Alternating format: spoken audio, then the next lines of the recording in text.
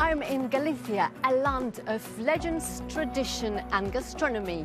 These cliffs by the Atlantic Ocean once marked the end of the world, Finisterra. Today, its brave and fertile ocean offers to its people the finest sea flavours. I am going to be travelling around the region, meeting some of its most sustainable and innovative seafood producers, from the coastal area of A Coruña to Rías Baixas in Pontevedra. This is Costa da Morte, an area famous for its seafood and amazing landscapes. I'm here to discover the universe of sea vegetables and to learn how seaweed is harvested. But to do so, I need to head underwater. Anton Muñoz started diving age 5, a passion that became his job. Today, he leads the seaweed harvest at the family-run company. It's very difficult for me to be away from the ocean. I knew that I wanted to be in the field, to touch the seaweed, to be here every day harvesting and learning, for instance, that some seaweed has to be collected by hand, others have to be cut. It's something I'm passionate about, not only the industry, but just to come and pick a couple of buckets and spend the day around here. Temperature, current and sun make it a fertile ocean. Every year, Anton and his team collect 400 tons of 30 different species of seaweed. It's like picking vegetables from a natural garden. Fresh algae are taken to the factory. Here they're washed, dehydrated, freshly packed or processed to make pasta, tea, salads or tapas. The unique texture, the sea taste and the nutritive qualities make seaweed a must in sophisticated and healthy kitchens. Spain is one of the leading countries for fish farming. I am visiting a turbot farm with a unique location. It's in a marine reserve. Carlos Tavares explains to me that the water comes from the ocean. It is then filtered before it flows into the 500 tanks on the farm.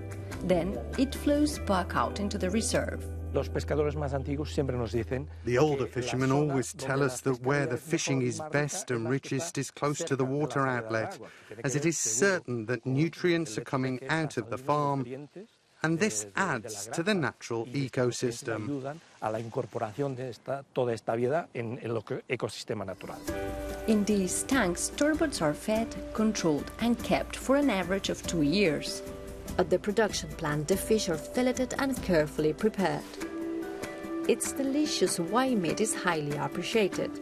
Juvenal, a Roman poet, described it as a delicacy of the Roman Empire, and it also has a high nutritional value.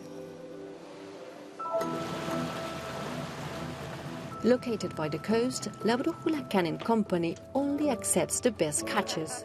Cristina Rey is the quality manager. She gets up at 5 every morning to make sure she gets the finest fish. Today, she's buying sardines. The secret of the company's success is combining excellent raw food, modern facilities, high technology and artisanal processes. What are you doing here? We're taking off fish heads and guts. It gives a bitter taste and it would spoil the final product.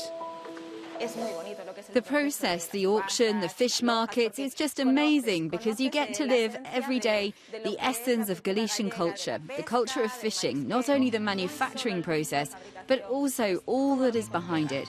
If you don't get good raw material, the result will never be what you expected.